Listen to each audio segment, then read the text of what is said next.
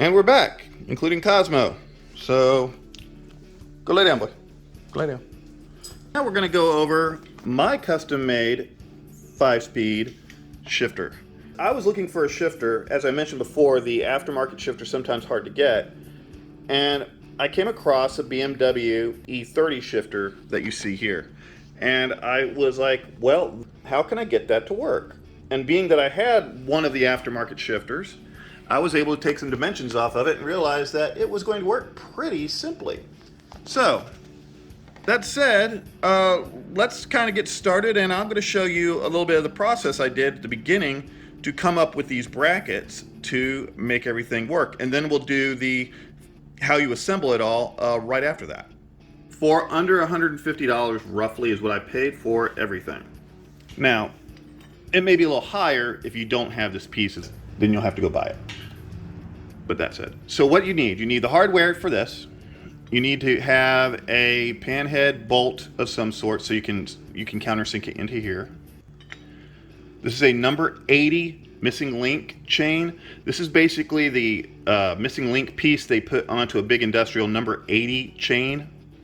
And we'll show you how to use that in a minute here. And of course, a couple bolts, around 40 to 50 millimeter long head bolts here. These bolts, as I'll show in a minute, I grind off one side of them, and I'll show you why that's done here in a second. And then we have the link for the transmission. Again, this is from Turner Motorsports. I'll send the link in the description below.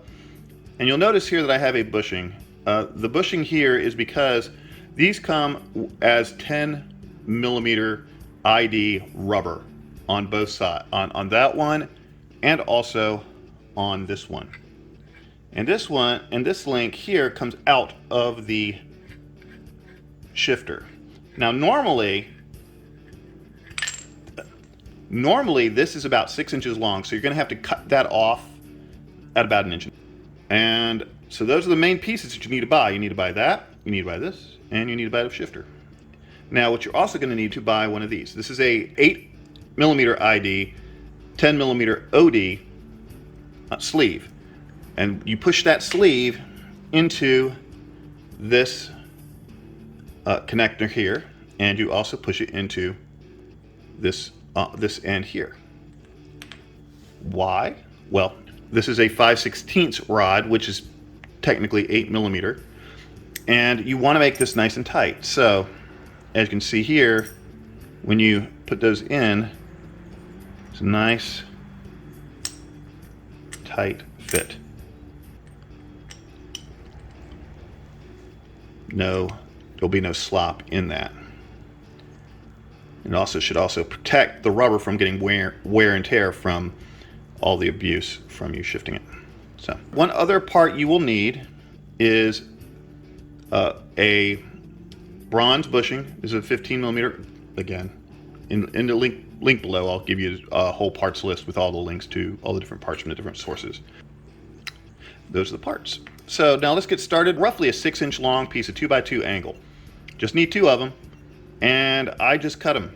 So this side I cut a little bit more than this one because I wanted to make it sure I had a little bit more clearance for the bracket, and I'll show you why in a minute. But most of the time that one's going to work, and it's still going to be strong. And yeah, so you have to drill a hole on either side to go through that brace. This bolt will bolt into here, and this bolt will bolt into the ring that's on that.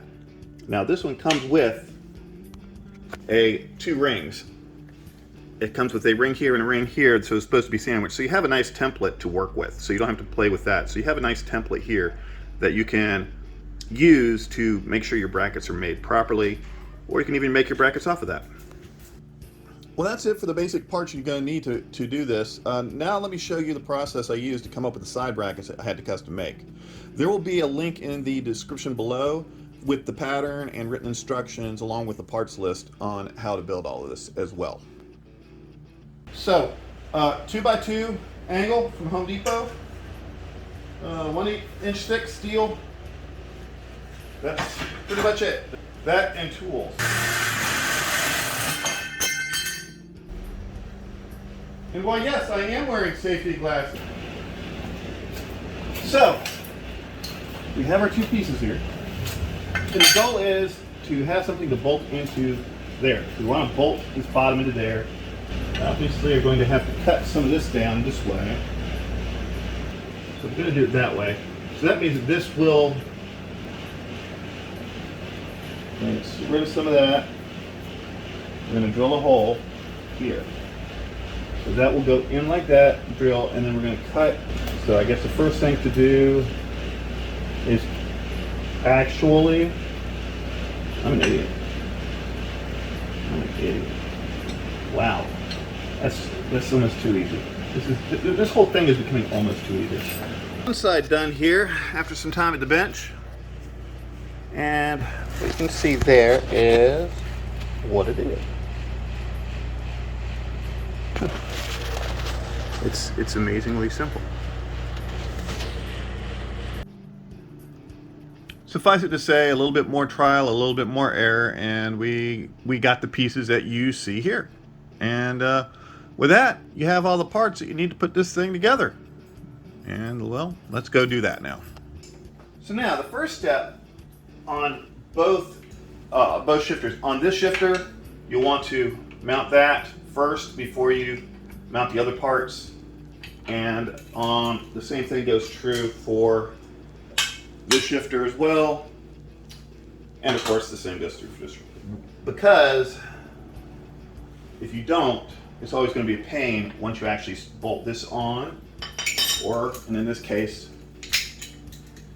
once you've bolted this on, as you can see, it will still be basically underneath it. So, just much easier process to go ahead and put this on as the very first thing. So simply just slide it over, put a little grease on there. Then you're going to push the pin in. Once you get the pin down in there, in this case, there's supposed to be a little clip that goes around it, like a nice little hard clip here. Well, I don't have that hard clip. So what I'm going to do here is I'm going to just use a small clamp I have. Because remember I was telling you about that cut? That was to make sure that this, if it goes sideways, doesn't actually get in the way and hang up. And the reason you do this is because you don't want that pin to fall down, right? And as you see, it just moves left to right. It does not move up and down, just left to right. Got that on there. And now, we can go in here and put the bracket on here. Put a little bit of Loctite on there to make sure those bolts don't go nowhere. Because it is a motor and it is vibration prone, especially this area of the car. A lot of high vibration, low vibration, every vibration you can think of is probably in this side of the motor. That's why there's so much rubber on it. So. Alright, now I got that brace mounted. Going to take this assembly to the very, very end. Okay? Now, simple part. Now you can take your link, slide the link into that place, around here, so slide the link into the other one, just like that. You will take the other side of your link, slide the other side of the link over those pieces, push them together, and then slide the cotter pins in. Alright, and there we go, all nice and linked and tied it up. And now you're going to take this piece right here and you're just going to slide it up over the bolt you have there. These nuts I'm using have, they already have a flange to them, and they also have a serrated face to them, so they should dig into the metal. So you're not going to need a washer, you're not going to need a lock washer. They're just going to bolt right there. But what we're going to do is we're going to keep those and just kind of save them there. And here's Cosmo again. All right, buddy, come on. There you go.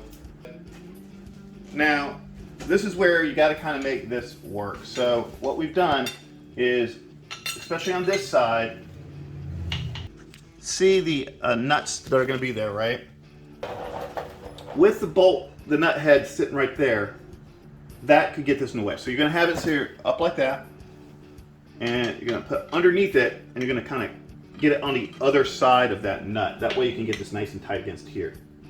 And then you will take your bolt, slide it right through there, like that. Take the other one, same deal, same side, different side. Slide it in there, get the nut, and loosely fit it. Just enough so the bolt's not going to go and these aren't going to go anywhere. Okay. Make sure your fitment's good here, right? Make sure you got a nice good alignment with those. And that's when you're going to come with these, because that hole, as you can see, is really, really close. That's why you shave this. So you shave one side, and put a washer in it. All right. You take the washer, you take the sleeve, put the sleeve up there, slide the bolt up a little bit more, slide the washer in there, and there you go. Now you're in. And again, just enough just to hold it in place. And then I'm just going to come up with a washer and nut. In this case, I'm using nylock nuts because I want to make sure that I don't have a problem with the vibration. And the nylock nut should help with the vibration, just like the serrated ones would too.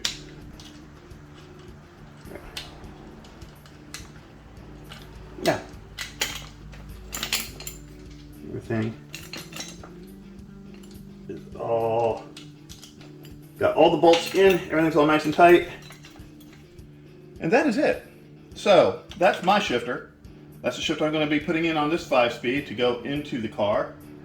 And again, make sure you hit that bell if you're interested in the rest of it. The next step I'm going to do, next step of customizing to get the 5-speed ready to go into the GT or the Manta is going to be the brace. The GT is very simple, the Manta not so much. I think we're pretty much done.